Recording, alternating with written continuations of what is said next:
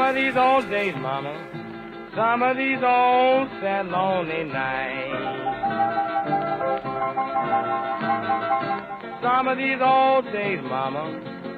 Some of these old sad lonely nights. You're gonna look for your good daddy. El llamado grupo poético de los 50, a pesar de su denominación, se consolidará hacia la década de los 60. De ahí que sean denominados también promoción de los 60 o generación de medio siglo. Con autores, entre otros, porque la nómina es inmensa, como Jaime Gil de Viedma, José Agustín Goytisolo, Angelina Gatell, Ángel González, Julia Uceda Valiente, Carlos Barral, María Victoria Atencia, Francisco Brines, José Ángel Valiente, Antonio Gamoneda o Gloria Fuertes, cuya poesía será agrupada en antologías de la época. Se trata de un grupo de intelectuales de origen burgués que ha frecuentado la universidad, algunos acabarán como profesores, disconformes con el régimen franquista y conocedores de la poesía española, extranjera y contemporánea. Tienen como modelos o guías a dos enormes poetas del 27, Alexandre y Cernuda, y también a Antonio Machado y a Juan Ramón Jiménez. Las circunstancias de la época que explican el surgimiento de un nuevo estilo poético son, entre otras, las siguientes. En los años 60 se da una época de cierta apertura del régimen franquista. Se traducen algunos autores extranjeros como T.S. Eliot o Paul Celan. También nos encontramos con una renovación formal y temática en la poesía. A esto hay que unirle cierto cansancio y desánimo con respecto a la poesía social. Este grupo de poetas mantienen los ideales de la generación anterior, pero muestran más preocupación por la forma y menos esperanza en la utilidad práctica de la poesía. Aunque, como ocurre en todos los grupos, nos encontramos con unas individualidades heterogéneas, existen unas características comunes a todos ellos y todas ellas. Una infancia marcada por la guerra civil. Todos eran niños cuando ocurrió la contienda, por eso se los llamó los niños de la guerra. Un mayor escepticismo respecto a la función práctica de la literatura y su capacidad efectiva para cambiar el mundo. La idea de la poesía como comunicación, más que como expresión. Hay una conciencia de un escenario urbano y también de su pertenencia a la burguesía. Por supuesto, en todos ellos encontraremos el uso de la ironía. Aparecen en este momento poético temas más intimistas como el tiempo, la infancia, el erotismo, la amistad. Introducen en España la llamada poesía de la experiencia. El lenguaje es coloquial, pero depurado. Tienen un interés por los valores estéticos y las posibilidades del lenguaje que van a mostrar en su poesía.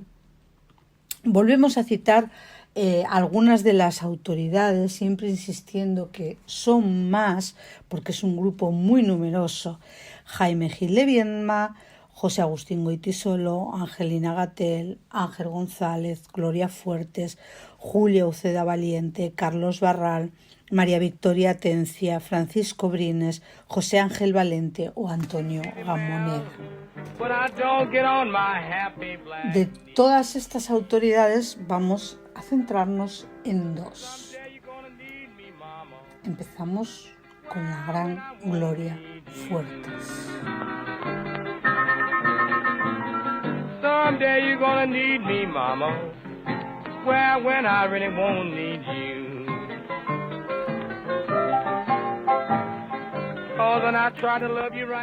Nace en el popular barrio madrileño de Lavapiés en una familia numerosa de carácter humilde. Como consecuencia de esto, Gloria Fuertes será una poeta autodidacta. Al inicio de la década de los 50 funda con otras poetas el grupo femenino Versos con Faldas, que se dedica durante 2 años a ofrecer lecturas y recitales por cafés y bares de Madrid.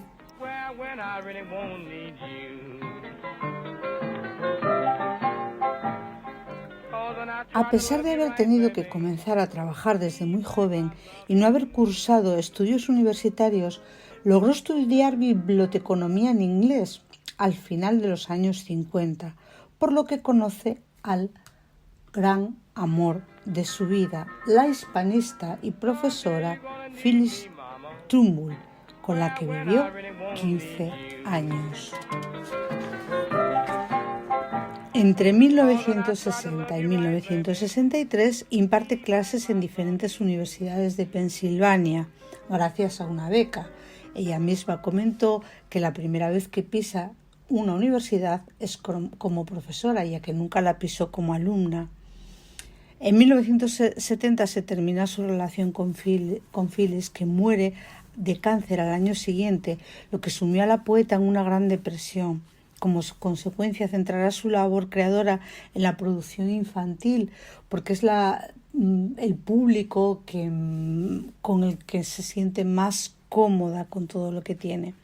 A partir de ese momento se convirtió en una escritora de gran éxito de ventas y acumuló una gran fortuna gracias a una vida muy austera. Toda esa fortuna la donó en su testamento a una fundación de ayuda a la infancia.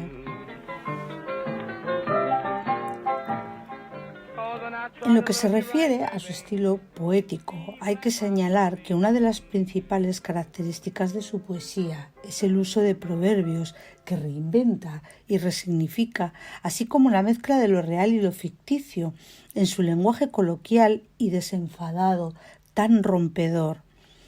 En la producción de la autora destacan 2 grandes bloques que deben entenderse por separado: su poesía destinada a un público infantil y su poesía destinada a un público adulto. Su obra es un testimonio vital, sentido y profundamente de su trajinar por la realidad. Ella misma se autodefine como yoísta o glorista. Destacan, por tanto, las continuas referencias autobiográficas de su poesía.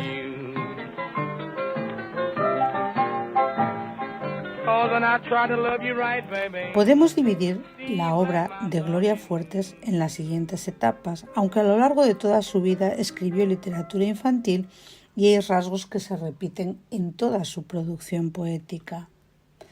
En los años 40 se adscribió al movimiento postista y cultiva el surrealismo. En 1949 publica su primer poemario, Isla Ignorada.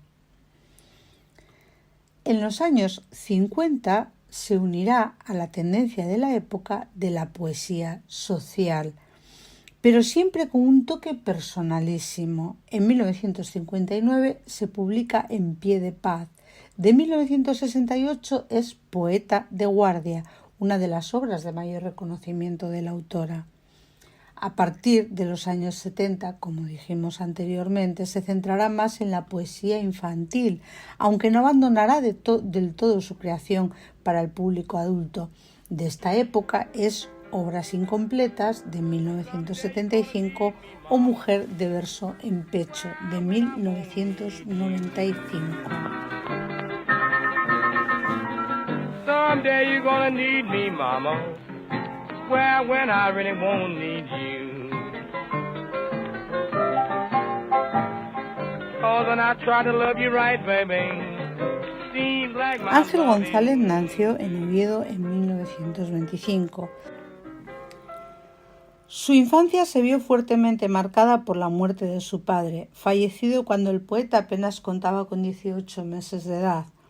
Su hermano Manuel fue asesinado por el bando franquista en 1936. Posteriormente, su hermano Pedro se exiliaría.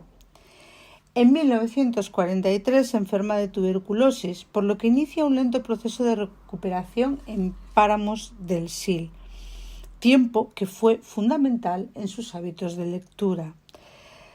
3 años después, ya recuperado, inicia la carrera de Derecho y los estudios de Magisterio, y tras ejercer como maestro en un pueblo leonés, regresa a Oviedo, en cuya universidad obtiene el título de Derecho. En 1950 comienza a estudiar periodismo en la Escuela Oficial de Periodismo de Madrid. Por aquellos años, las palabras alentadoras de Vicente Aleixandre le deciden a publicar su poesía, que no había dejado de escribir desde el tiempo de su enfermedad. Durante un tiempo viaja por Francia, Italia, Inglaterra, entre otros países europeos, con el fin de asistir a diversos congresos de escritores.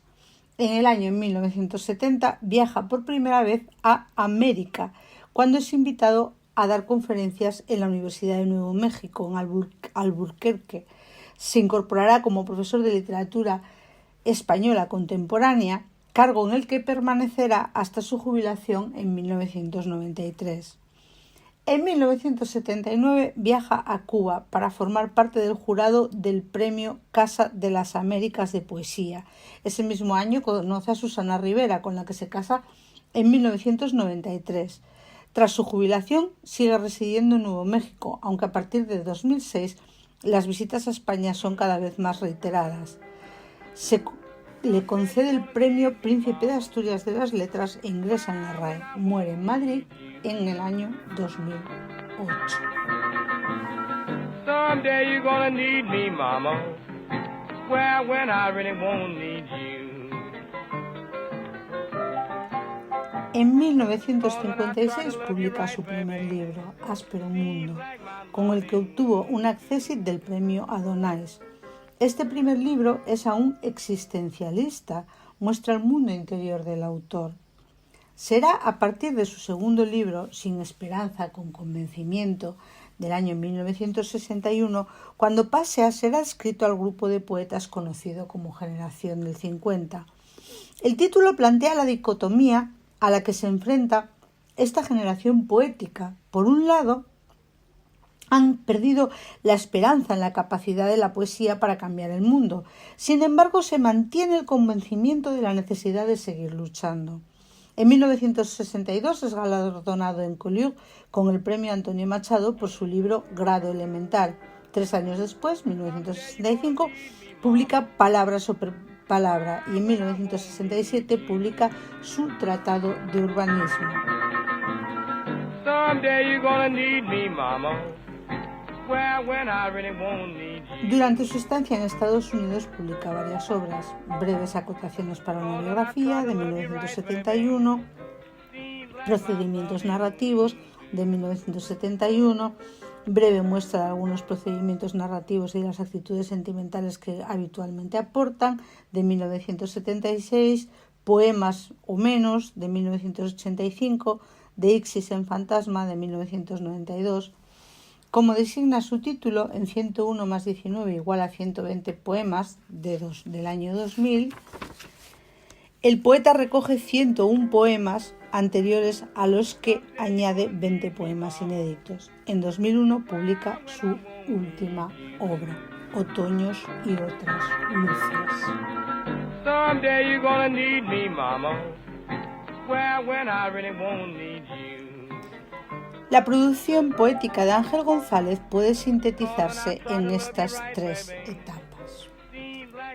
En la primera etapa, que abarca desde Áspero Mundo, de 1956, hasta Tratado de Urbanismo, de 1967, la decepción y el pesimismo existencial se unen con una dura crítica al mundo circundante. La poesía se convierte en un instrumento clarificador, tanto de la experiencia del poeta como de la sociedad que lo condiciona. El tema vertebrador es el paso del tiempo, al que se supeditan una serie de subtemas como el amor, el desengaño, el absurdo de la vida, la infancia como paraíso perdido y el transcurrir histórico. En Grado Elemental, de 1962, la ironía es central y sirve para parodiar el entorno político y social de la época. Se va a convertir este recurso en la piedra angular de la producción, desde el punto de vista estilístico de la producción de Ángel González.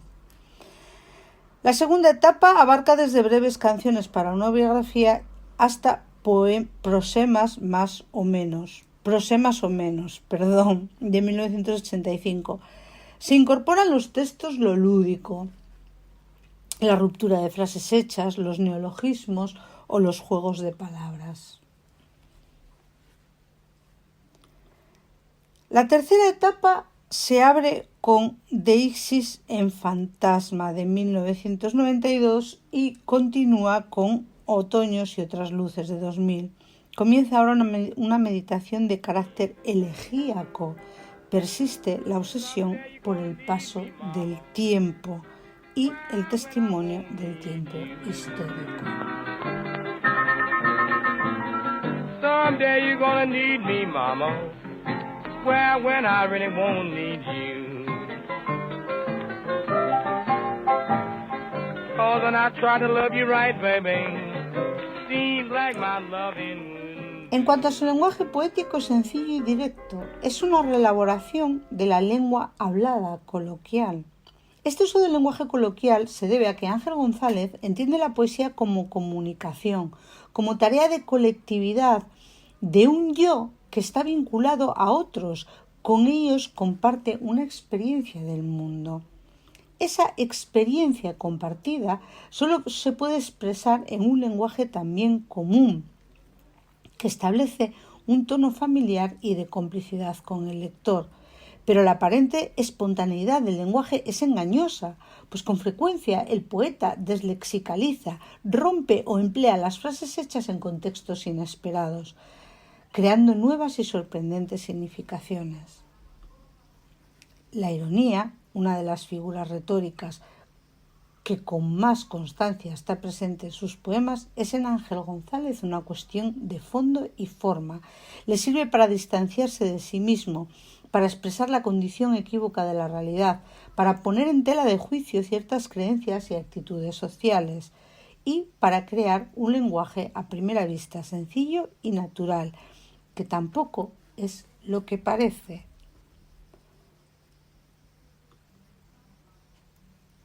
Inventario de lugares propicios para el amor. Son pocos. La primavera está muy prestigiada, pero es mejor el verano. Y también esas grietas que el otoño forma al interceder con los domingos en algunas ciudades, ya de por sí amarillas como plátanos. El invierno elimina muchos sitios, quicios de puertas orientadas al norte, orillas de los ríos, bancos públicos. Los contrafuertes exteriores de las viejas iglesias dejan a veces huecos, utilizables aunque caiga nieve. Pero desengañémonos, las bajas temperaturas y los vientos húmedos lo dificultan todo. Las ordenanzas, además, proscriben la caricia, con exenciones para determinadas zonas epidérmicas, sin interés alguno, en niños, perros y otros animales. Y el no tocar peligro de ignominia puede leerse en miles de miradas. ¿A dónde huir entonces?